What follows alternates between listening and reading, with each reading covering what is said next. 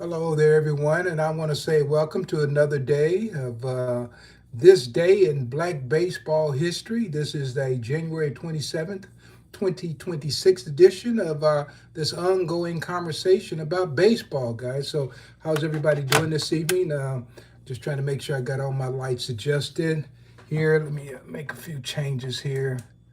Nah, don't like that one. Don't like that one. All right, we like that one right there. Okay, so just want to make a few changes, adjustments here. So anyway, I want to thank everybody for joining tonight, and as we talk about baseball. So I'm going to go through some historic events that happened on this date that relate to African American players and events that maybe you haven't heard about. So this is a place where you come to get education, guys. This is where knowledge is power, and the power you get comes from what you learn.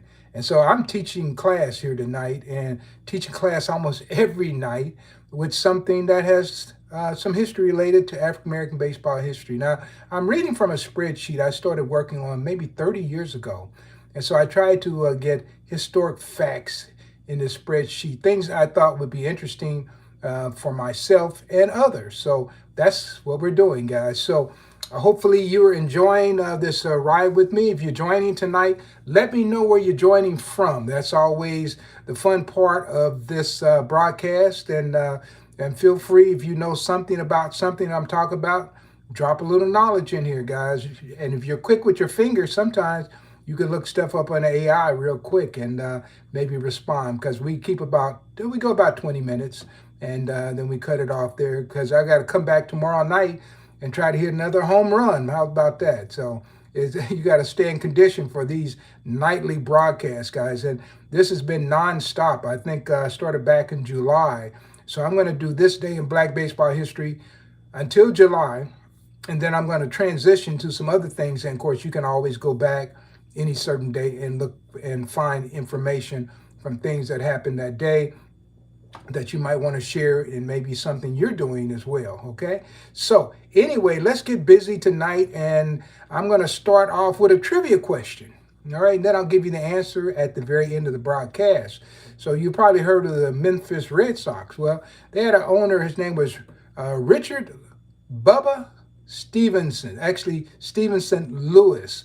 So they called him Bubba Lewis. And when you look up online, you don't always see Bubba Lewis, but that's what they called him.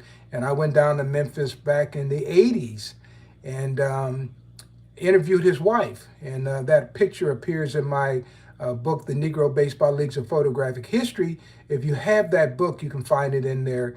And Lewis is there with his wife and some of her friends. And so that was a picture, if you actually want to see a picture of Lewis. But anyway, he was the owner of the Memphis Red Sox in 1923. Now here comes the trivia question. Who was the owner of the Memphis Red Sox in 1922? And where did they play their home games? All right. Memphis Red Sox 1922, and where did they play their home games? All right, so let's go and give you some historic information. Okay, so we're going to go to January 27, 1900. And on that date, Richard Phillips, formerly of the Cuban Giants, he was arrested in Washington, D.C. for suspicion on having murdered a United States soldier at Fort Monroe, Virginia. Now, what's interesting about that, I don't know if I've ever followed up on that, but I think I need to. I see he was arrested. I don't know, if he was found innocent or guilty. I just don't know that. Anyway, his name was Richard Phillips. And there were a lot of great players who played with the Cuban Giants. And one of these days, I'm going to just do a whole broadcast on nothing but the Cuban Giants. They were prolific. And so all the greats played for John Bright on that team. So anyway, Richard Phillips, so he was having his difficulties on this particular day, January 27, 1900. Okay, how about this? January 27th, 1917, the Bacharach Giants announced that they had leased a plot of land in the inlet section of Atlantic City for a period of 5 years. And the deal was reached when James A. Lightfoot, a local attorney representing the team, secured the lease from Robinson, or of course, the Robinson Land Company. Okay, And they said that Tom Johnson is to manage the park for that period, especially that season. And the team was to be managed by a guy by the name of Henry Tucker. He was going to be the Bacharach's manager for the season of 1917. Okay, so how did the Bacharachs end up in Atlantic City? Well, first of all, let's go back and give you a little history here. See, the team. Well, let me go back. In 1916, Harry Tucker and a guy by the name of Thomas Jackson, they were both involved in Atlantic City politics, and they took charge of the Duval Giants, and that's Duval Giants, and they had come up to the east from Jacksonville, Florida. And of course, they ended up moving that team to Atlantic City. And they renamed them the Bacharach Giants because they were we're talking about Johnson and actually Tucker and Jackson. They were heavily involved in local politics, and they were backing Harry Bacharach for mayor. So they ended up changing the name to the Bacharach Giants from the Duval Giants.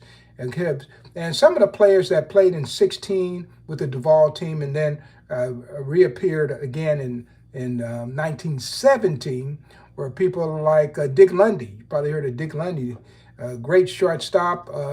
Cheney White. First time I heard about Cheney White was from Cool Papa Bell. He used to talk about Cheney White. Luther Farrell and Arthur Rats Henderson. He played for the Bacharachs for many years. Claude Greer, that was another one.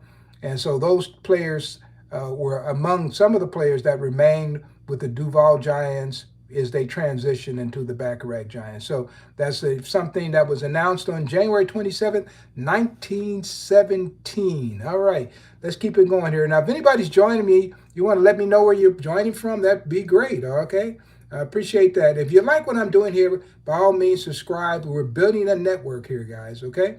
So we're going to go a little transition just a little bit to how about this? Baseball players, what they do in the off season. And back at that time, a lot of them played basketball. So how about this one?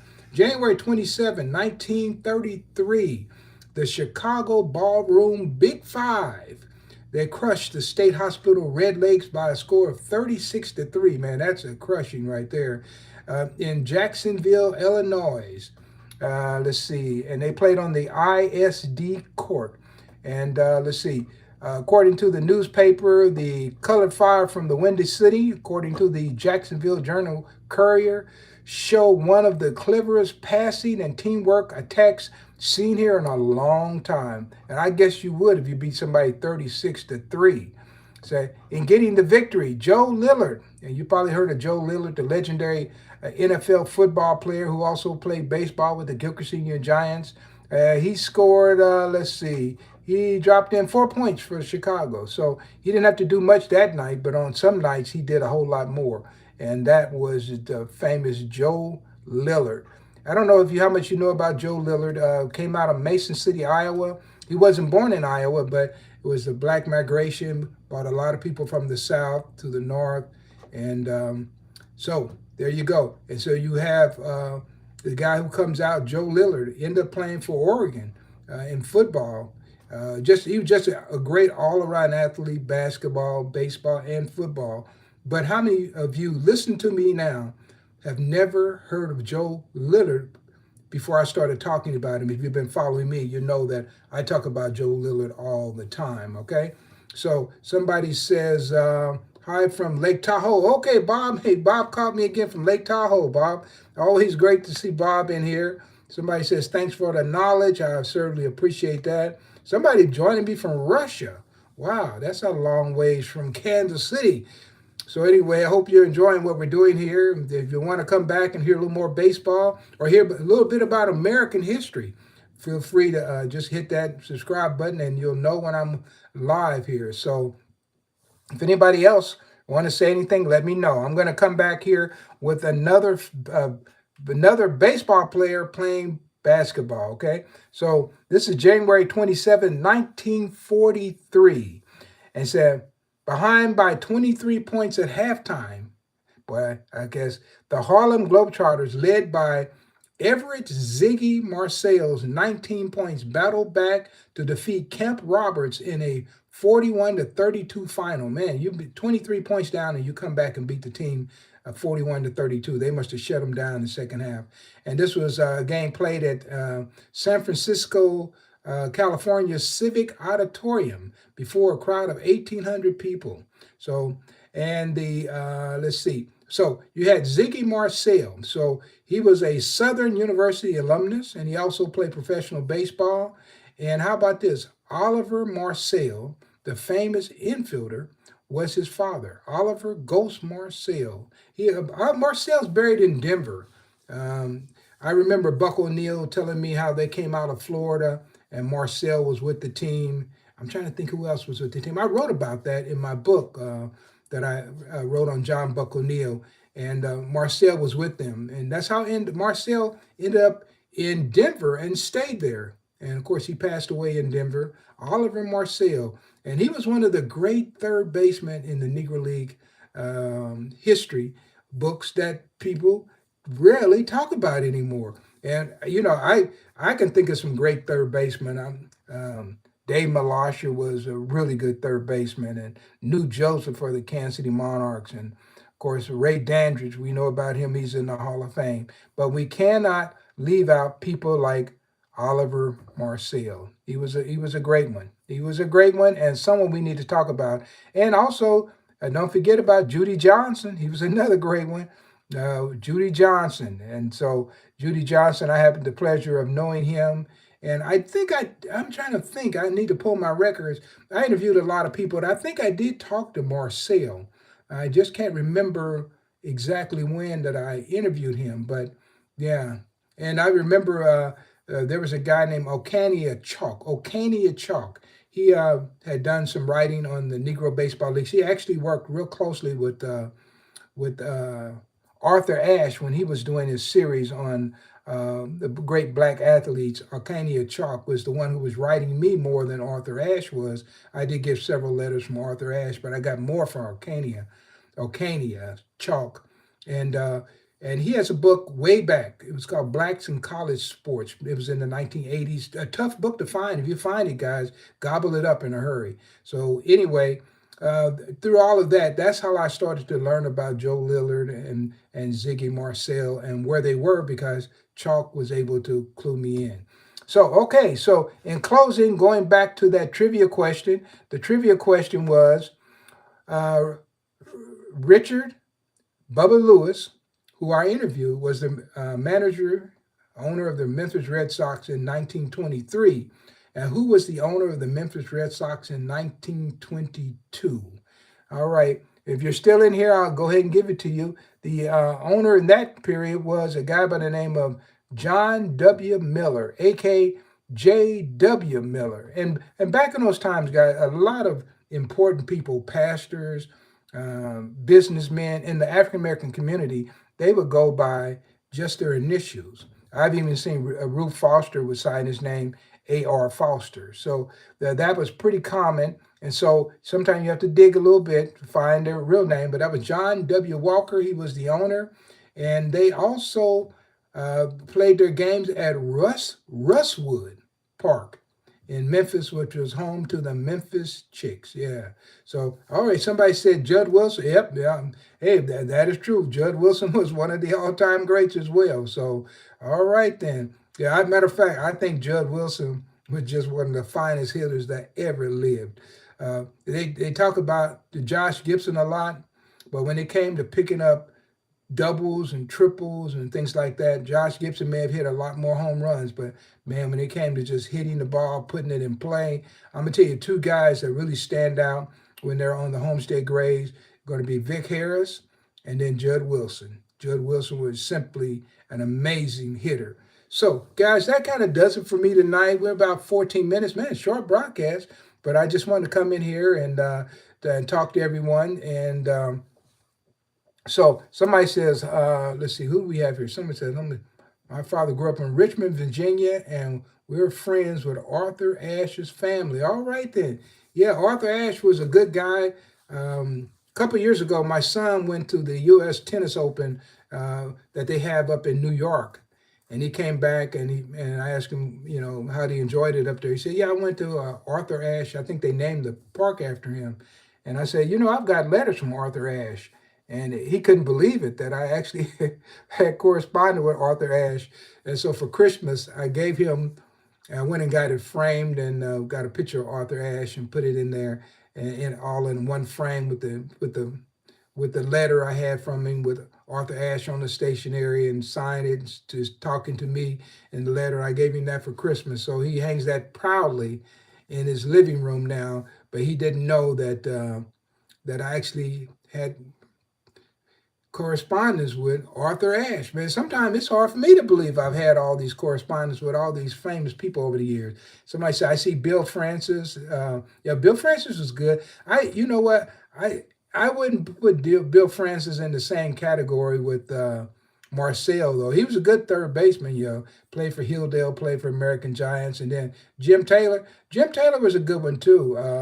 I know Jim Taylor, one thing about Jim Taylor, I remember Cool Papa told me that Jim, a lot of times when he was managing St. Louis, he would insert himself in as a pinch hitter. And he said, Cool Papa said he was a darn good pinch hitter. But yeah, when we think about third baseman, you don't hear Jim Taylor's name mentioned that much for his play on the field, but certainly for all the things he did as a manager and how many young players he recruited. And this guy could find players and recruit them, and he should be in the Hall of Fame because I thought that he was every bit as important as Ben was. And Ben is in the Hall of Fame, but to my estimation, I thought that Jim Candy Taylor deserved it more than Ben. Now, I'm glad Ben is there, but I'd like to see his brother join him someday.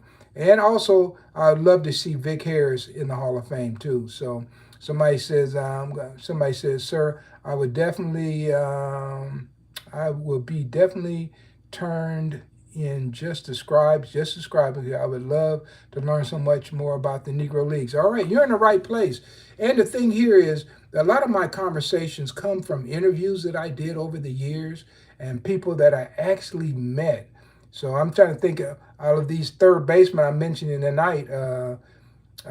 Probably the only one I met was Ray Dandridge, of course. I just missed Dave Malasher for about a brief period because when I started following Negro League Baseball in about 1980 something, he passed away right up in that period before I could get to him. But I did actually talk to New Joseph's widow. She was a really good supporter of mine. Just amazing. Yeah, so I can tell you great stories about her. Beatrice Garner was her name. She had gotten remarried and Newt passed away in 53. I ended up meeting her about 1980, 84, 85, somewhere in there. And she was a person that I would call her, but you didn't call her in the middle of the day because she loved her soap operas. Man, you called her when those soaps are on, she wouldn't answer the phone. So that was Beatrice Garner. Man, you know what? What would my life be without all these great memories of all these supportive people who were with me all the way to their passing? And here I am some 30, 40 years later telling their stories and still calling their names. And that's important to me, that I don't forget the people who helped me to get where I am. So guys, that does it for me tonight. Like I just talked myself into 19 minutes. So I want to thank you. And this is Bayside One. Sir, come on back and subscribe. I think he already said he subscribed, and stay with me. And Bob, as always, I appreciate your support. And it's wonderful to have people follow me like you, because look, sometimes if I don't come on tonight and say something about some of these things, I'm probably going to let you down. So anyway, I'm just happy that I can come out and continue to talk on this topic. So if you want to learn about black baseball from someone who's actually lived it, this is the place to be. Now, there's going to be people talking about black baseball, and they're going to be giving you all kind of things. But guys, for 42 years, I've been out on this road, and I've actually lived it. And so anyway, you got the trivia question for tonight, got a little history, and I will be back tomorrow with the December 28th edition. I'm looking here. Oh man, I got some good stuff for tomorrow. Yeah, so all right. So look, I'm excited about tomorrow. I'm looking at some of the things I get a chance to talk about. So it will be, let's see, I guess that's going to be Wednesday night. All right, it's a fast week already. So thank you guys. Have a nice evening, and I will see you real soon. And this is the January 27th edition of This Day in Black Baseball History, our ongoing conversation. Have a nice evening. Bye.